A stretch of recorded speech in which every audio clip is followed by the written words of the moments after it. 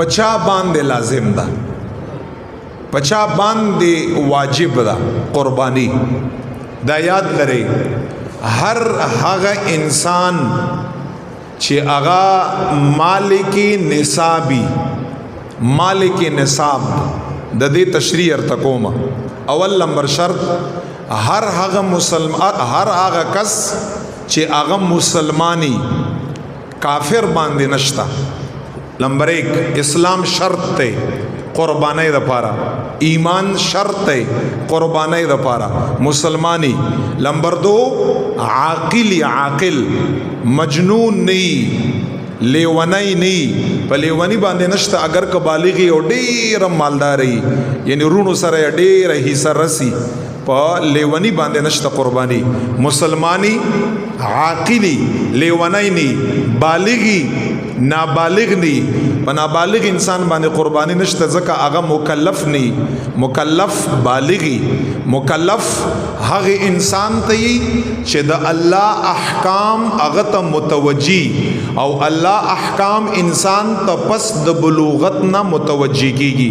بلوغت نه مخکې الله تعالی احکام چاته نه متوجی کیږي. نو چې بالغی، مسلمانی، عاقلی، بالغی اور سره مقیمی، په مسافر باندې قربانی نشته. چې کوم کسان په سفر کې چې په کوم ځای کې وي او په هغه ځای کې یا د 15 ورځو نه کم اراده 14 13 12 10 11 دن د 15 نه کم د وخت د تیرېدو اراده دا انسان حالتا مسافر دی او د قربانۍ ورځې په مسافر باندې رالی. نو که څومره مالداري، څومره وسی، څومره اور سره پیسې، په مسافر باندې قربانی نشتا. نو قربانی د پاله بل شرط قیام چې په کلی وطن کې وي، او 5م نمبر مالک نصاب وي، مسلمان وي، عاقل وي، بالغ وي، مقیم وي او مالک نصاب وي. که خزئی که سړی که داسې په دواړو باندې قربانی واجب او لازم ده.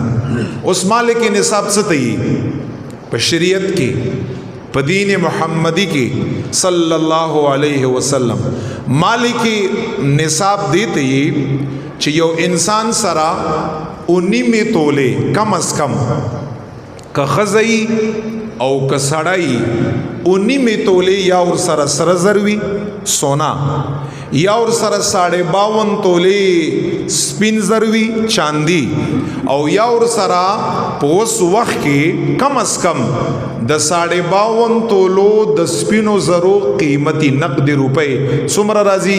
1,42,000 روپے چا سره ای نقد یا دومره ور سره مال تجارتی.